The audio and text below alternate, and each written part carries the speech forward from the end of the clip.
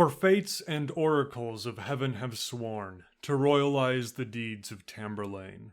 The world will strive with hosts of men at arms to swarm unto the ensign I support. The host of Xerxes, which by fame is said to have drank the mighty Parthian Araris, was but a handful to that we will have. Our quivering lances shaking in the air, and bullets like Jupiter's dreadful thunderbolts, enrolled in flames and fiery smoldering mists, shall threat the gods more than the Cyclopean wars.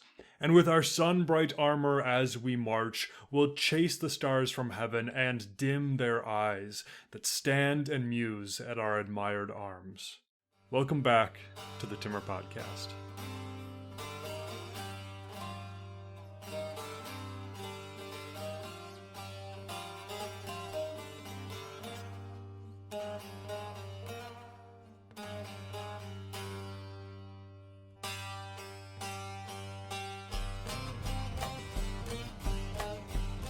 Welcome to Season 3 of the Timur Podcast, a show where you and I, James, investigate the life, conquests, character, and legacy of one of history's most infamous conquerors, Emir Timur. About 180 years after Timur's death, English playwright and poet, a young man named Christopher Marlowe, wrote a play entitled Tamburlaine the Great, or just Tamburlaine for short. This play is often regarded as a milestone in Elizabethan public drama. It was one of the most successful plays of the era, and it was a play that paved the way for later Shakespearean performances. And as you may have guessed from the name, Tamburlaine the Great follows the retelling of Emir Timur. For in the West, Emir Timur was often popularized because of his wounded leg and arm, earning him the title Timur the Lame. And that was eventually shortened to Tamerlane, and then in some circles, Tamburlaine. Anyway, in this play, Christopher Marlowe takes us, the audience, through Timur's life. Now, the play is about as historical as if Dr. Seuss had written Timur's story.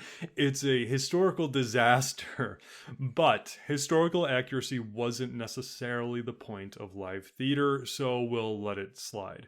But anyway, one of the actual points of the play is to highlight the immense successes of this man Timur, to the point where he feels that his accomplishments rival even the gods. And these feelings of intensity, of power, maybe even of invincibility, is something that Marlowe brilliantly created on paper and on the stage.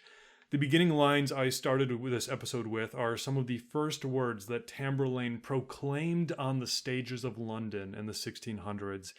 And these words mirror quite well Central Asia and the Middle East several centuries earlier, with the real man that Marlowe used as inspiration. The year is 1380. Emir Timur has ruled his kingdom for 10 years.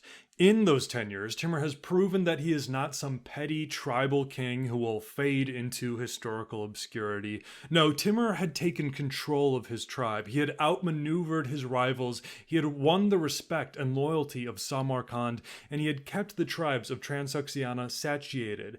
He had shown his enemies to the east, the Mughals, that he would not be an easy feast for their armies, and he had stretched his influence to the north by supporting Toktamish's claim to the Golden Horde.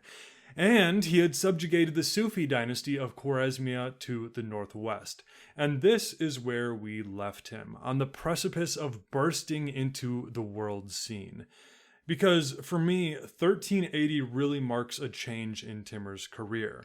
So far, he's really only been involved militarily with regions and peoples that had once been a part of the now gone Chagatai Khanate. Sure, he had dabbled a bit here and there with the Golden Horde, but only right on the border, and he hadn't really conquered any territory. That was really just to support Toktamish. But now, beginning in 1380, Timur's armies, the nomadic hosts of the Chagatai regions, would sweep into new lands. And the first of these invasions is Timur's invasion of Iran. And right away we come across a whole host of problems with that sentence I just told you. Because as we know by now, Timur's story is nothing if not utterly confusing at times. So, buckle in, take a deep breath with me. Before we dive into the narrative, we have to understand the setting. So let's get back to that sentence I just told you a second ago when I announced Timur's invasion of Iran. This sentence is incredibly misleading. Yes, I admit that I just misled you. So, to begin, Timur does not invade Iran once. He invades several times. Sometimes he will attack and pillage the same areas too, which implies that there are regions he may have defeated, but that he hadn't conquered per se. But this repeated, almost seasonal cycle of invasions is very common for steppe warfare and is especially a tried and true attribute of Timur himself. After all, we've seen him, invade Khwarezmia like 3 or 4 times by now, and then invade Mogulistan like 700 times. Repeated invasions into Iran by Timur really isn't too surprising. What may be surprising is the second problem with that invasion of Iran declaration I gave. And that is, there is no Iran. Or at least there's nothing remotely similar to the geographical and political entity we now know today as Iran. This area of Iran, or Iran, or Persia, as it's called throughout most of history, it was a collection of several different political factions or kingdoms at this point in time. And these factions did have some similarities, sure. They were roughly situated between the Caspian Sea to the north and the Persian Gulf to the south. Further, they had all at one point or another been under the Mongolian yoke, under the Ilkhanate, one of the 4 Mongolian khanates. And finally, they were primarily Muslim in faith, but they also had quite a few differences. First of all, ethnically, some were Persian, some were more Tajik, some were more Arab, and so on and so forth. Religiously, most were Sunni Muslims, while others were primarily Shiite. And then sprinkle in some pagans here and Buddhists there and a few Christians in there for good measure too. Some of them had been quite friendly to their Mongolian overlords, while others had been regular rebels. In short, the lands of what we're going to call Persia were very divided. With the collapse of the Ilkhanate in the year 1335, a dozen or so small political states had risen in the power vacuum left behind in the area. And in the decades between 1335 and where we are now, 1380, many of these tiny states had fallen, some new ones had sprung up, and so on and so forth. But none of them had been strong enough to conquer all of their neighbors. And as historian René Grousset so wonderfully summarizes, the Persia of 1380 invited conquest. Now, as you can imagine, Timur's invasions of Persia does get pretty confusing. So, to try and minimize confusion with the various political entities of Persia in 1380 and beyond, here is a list. There are primarily 5 kingdoms that Timur will face in Persia. There were some other tiny kingdoms or tribes that we may come across, but don't worry about those now. Just try and remember what we're going to call the Big 5 of Persia. And don't worry, I will remind you of them as we go on, because trust me, I need the reminders too. I know this is confusing. Okay, so just who are the Big Persian 5? Beginning all the way in the west with number 1, we have the Jalayirids. Let's try that again. Beginning all the way in the west with number 1, we have the Jalayirids, or the Jalayirid Sultanate. The Jalayirids in 1380 controlled what we would call today eastern Iraq, western Iran, and parts of southern Azerbaijan. Their capital was Baghdad, which had been rebuilt considerably after the Mongolian sack of the city in 1258. Now, the Jalayirids will be a big part of Timur's story, but not so much in today's episode, so just put them on the back burner for now. Number 2, The second of the big Persian five were the Muzaffarids, or the Muzaffarid dynasty, and they were situated in what today would be most of southern Iran, all along the Persian Gulf. They too will play a big part in Timur's story, but again, not in today's episode. So let's move on to the final three of the big Persian five that will be in today's episode. Please excuse my multiple speaking issues. My cats woke me up at 4:30 this morning, and I'm a little sleep deprived, but we're going to keep going anyway. So, the last three of the big Persian five. Number three, the third political power, it was more of a region that had been united by a warlord rather than a proper kingdom. It is usually just called Mazandaran, which is quite helpfully the same name we call the region today. Mazandaran is the province of Iran that is situated on the southern coast of the Caspian Sea. It is also sometimes called Tabaristan, which is an older name. But anyway, this area had been partially united, partially conquered by a warlord named Amir Vali, or Amir Wali. And he will be in our story today a bit, and then more again in the future, but I will reintroduce him later when we get to him. Moving on. Number four of the big Persian five is the Sarbadars. The Sarbadars controlled very roughly what we would call central and northern Iran today. Now, you may remember way back in this podcast, before Timur had even become Amir, we actually met the Sarbadars before. In the year 1365, when Mughal Khan Ilyas Hoja had tried to capture the city of Samarkand, the citizens of the city had risen up to defend their homes and their city. These people were led by or inspired by a group of religious figures who became known to history as the Sarbadars. Now, those Sarbadars of the siege of Samarkand were probably not related to the Sarbadar faction we're talking about now, but they probably earned the name because of their rebellious and religious spirit.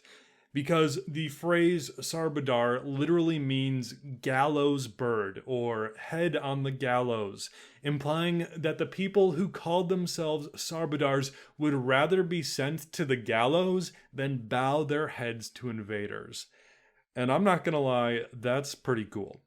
As for the independent Sarbadar state though, the fourth of our big Persian five, it stood out from all of its other neighbors. The Sarbadars were mostly Shiite or Dervish Muslims with strong influences of mysticism and paganism floating around. Further, the Sarbadars very rarely were unified behind a single leader. They considered themselves Persian before anything else. Thus, aspiring leaders could not rely on Mongolian heritage or legacy to gain power that way.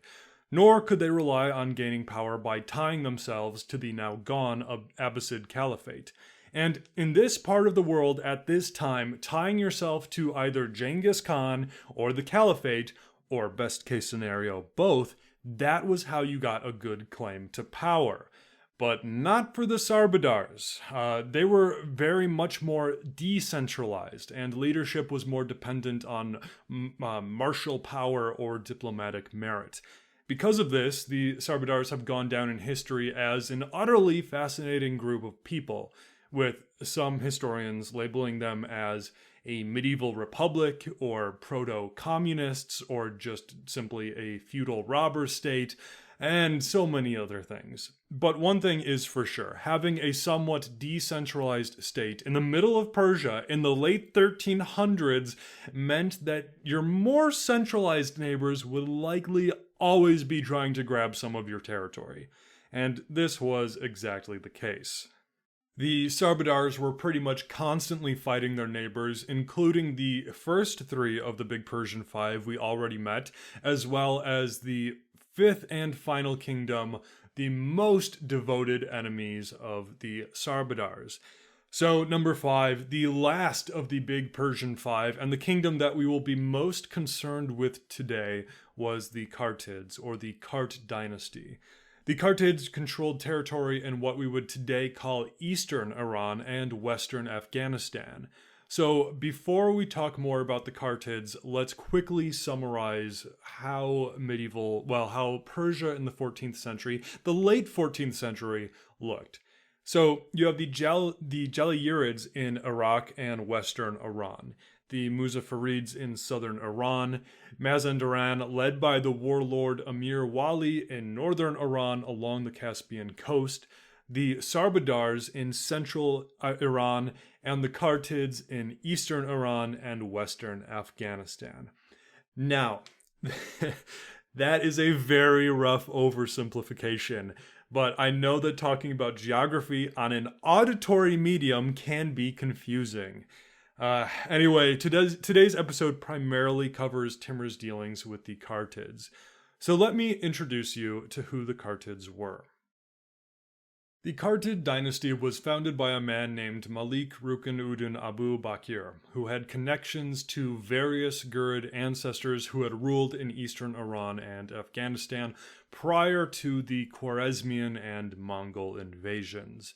This region is historically called Khorasan, and prior to the Khwarezmian and Mongol eras, the Ghurid dynasty had ruled, for the most part. So the Kartids were essentially people who had historical ties to the rule of the land prior to the Mongols. But in the mid and late 1200s, now that this was area controlled by the Mongols, the Kartids gained power as obedient vassals to their various Mongolian overlords.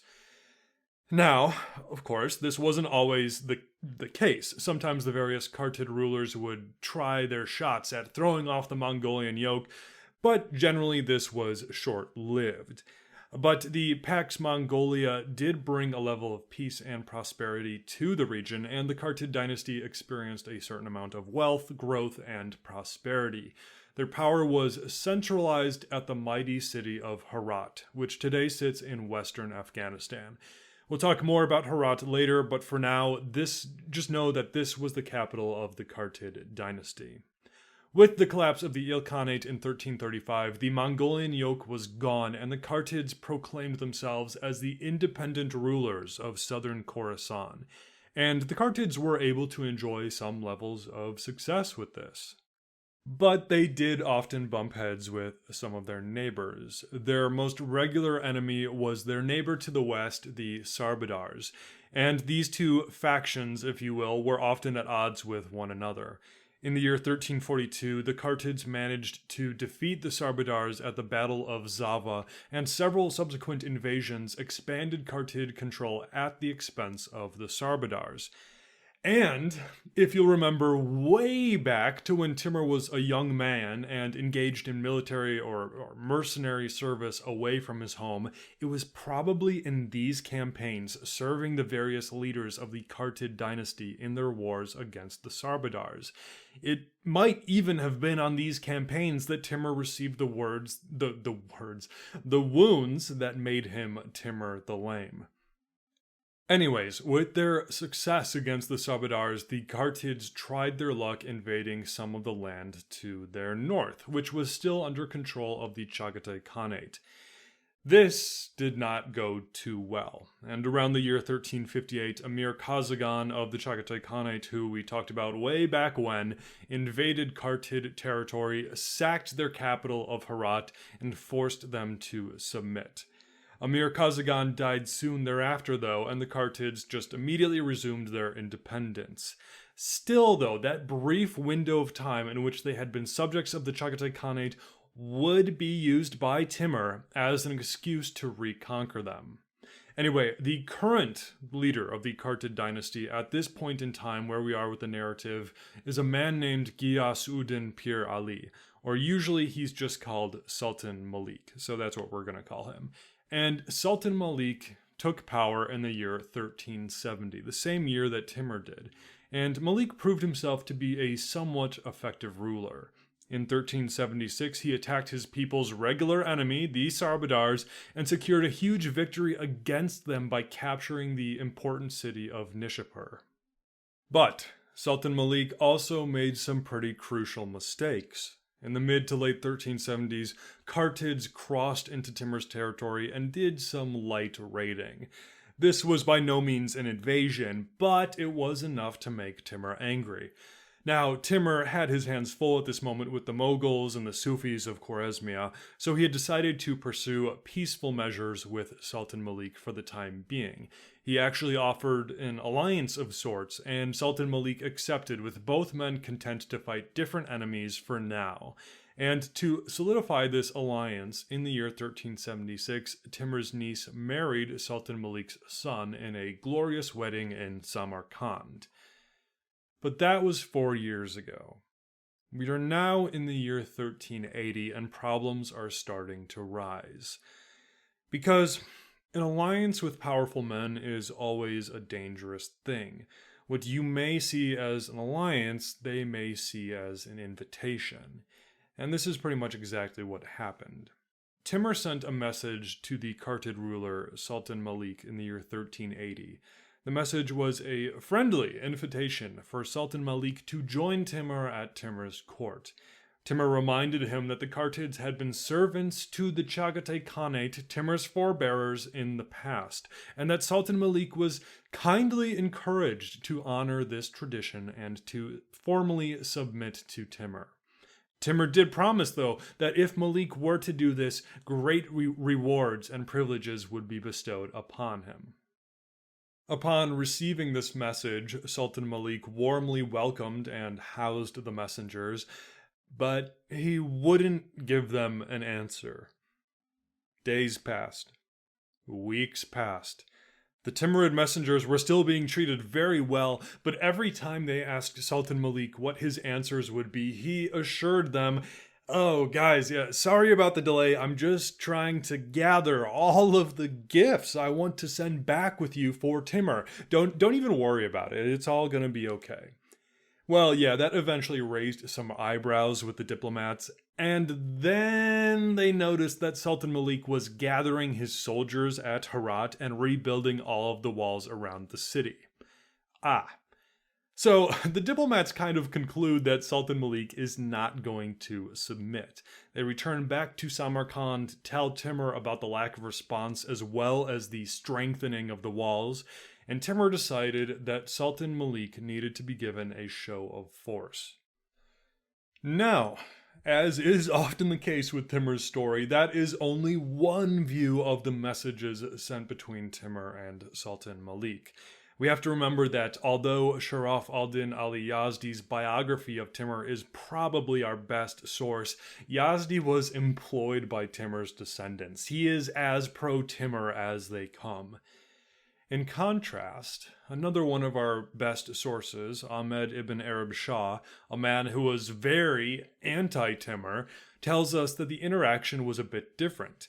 He agrees that Timur was the first to initiate the communication with a message, demanding that Sultan Malik submit to him and send him the appropriate amount of treasures and slaves as tribute. But instead of making a series of excuses, Arab Shah tells us that Sultan Malik responded with utter surprise at the absurdity of this request, which then turned into openly challenging Timur's character. Here's what Arab Shah says Sultan Malik's response was. "I swear by the allies of the Prophet, you were my slave, and I did good to you and spread over you the mantle of my kindness and favor. But you have deceived and slain, destroyed unawares and given over to slaughter, acted guiltfully and accomplished the crime which you have accomplished. Although I rescued you from blows and crucifixion, but if you refuse to be a man who recognizes kindness, be like a dog." That's a bit of a different tone. And if Arab Shah's words are correct, it could have been Sultan Malik who had been Timur's employer back in the day when he was a mercenary run out of his own homeland. Maybe the two had even been friends at some point. And unfortunately, we just don't know. Our two accounts are just completely opposites here, and both of them were written decades after it happened. So, although I'm going to continue with a bit more of Yazdi's retelling of the events just because he gives us more information, keep in mind that that is a very subjective version of how Sultan Malik reacted to Timur. But Regardless of how the messages passed between the two men, our sources do agree on one thing. The Timurids invaded. Thus, in 1380, Timur ordered his third son, the young Prince Miran Shah, to lead an expeditionary force into Kartid lands to cause a little bit of shock and awe. On top of that, Timur announces that Miran Shah was the new and official governor of Khorasan, even though it was still under Kartid control. Now, just for a little perspective, Miran Shah was 14 years old when this happened. When I was 14 years old, I was too afraid to talk to girls. When Miran Shah was 14, he was leading an invasion of Khorasan. Anyway, Miran Shah and his Timurid soldiers advanced south. When they reached the Amu Darya River, a corps of engineers built a bridge out of boats, and the men crossed into Kartid territory. They reached a border fortress, a place called Badgiz, stormed it, killed all the defenders, and then carried off anything of value. Another message was then sent to Sultan Malik, reminding him that he was being summoned to the court of Timur. Sultan Malik heard about the fall of his fortress and responded that he wanted to come to Timur's court, but, he had just captured the city of Nishapur a few years ago from the Sarbadars, and Timur, you'll understand, those Shiite Muslims in Nishapur just don't like that I am Sunni, so I can't really go to Samarkand right now. I'm needed in Nishapur. Now, that might have been the case. The Kartids had taken Nishapur, but it was also obviously just an excuse. You know where this is going, I know where this is going, and Amir Timur knows where this is going. In probably the early spring of 1381, Timur gathers his armies. Timur's invasion of Khorasan and the Kartid dynasty had begun. Timur and his great army marched south. They crossed the Amu Darya by constructing a bridge and crossed into Khorasan. Yazdi, one of our primary sources again, tells us that everybody was terrified here. He says that terror gripped Khorasan, for the desert and the plains were entirely covered with tents, standards, foot and horsemen, arms and baggage. And this terror spread like wildfire, and nobody dared stand against the Timurids. In fact, most everybody hastened to submit to Timur. Several prominent religious figures came to Timur and welcomed him, sharing that his rule was much desired by the people. Some local merchants also came and gave him the same message. And most of all, Sultan Malik's own brother, who controlled two mighty fortresses in the north, came immediately to Timur, turned over the keys to the forts, and kissed the royal carpet that Timur stood on. Timur, of course, greatly rewarded the man for this show of submission. So the northern parts of the Kartid dynasty surrendered to Timur without even a fight. And this prompted Timur to send Sultan Malik yet another message demanding that the Sultan come and submit to him like most of his countrymen in the north had done. Sultan Malik received the message and responded by saying that he was a little too busy at the moment. Timur, don't get me wrong, I definitely want to come and submit, but I'm over here dealing with this whole Nishapur thing right now, and I'm just too busy. Well, Timur was not having it. The Timurid army arrived to a walled town called Pushang, which sat about 45 kilometers west of Herat. Today, Pushang is a small town of about 70,000 people, but it actually goes by a different name. It is called Zendajan today, which translates to the only survivor. As the local legend goes, years before Timur, when Genghis Khan and the Mongols first swept through here, the Khan of Khans destroyed the town and butchered everybody inside. Only one man was left alive to tell the story of what he had witnessed. Whether this is a true story or not is up for debate, but it does unfortunately hint at what was to come again. For it is here that Timur and his army faced their first resistance during the invasion. The fort was commanded to surrender, but the defenders bravely refused. Timur immediately commanded that the siege begin. For 3 days, his men circled the fort and prepared for an assault. The fortress had a strong gate, walls, and well, that all sounds really exciting, and I hate to interrupt here, but that's actually going to draw this episode to an end. Now, don't worry. I split this episode into 2 parts because I saw that it was well over an hour, and that was just too much for me to handle. And for organizational purposes, is that a word? I think that's a word. For organizational, if it's not a word, it is now, purposes, I have split this into 2 parts. So this is the end of part 1 of Timur's invasion of the Kartid Dynasty, but part 2 is out. So head on over there and we will catch up right where we leave off here. So yeah, that's it. Head over there. See you there.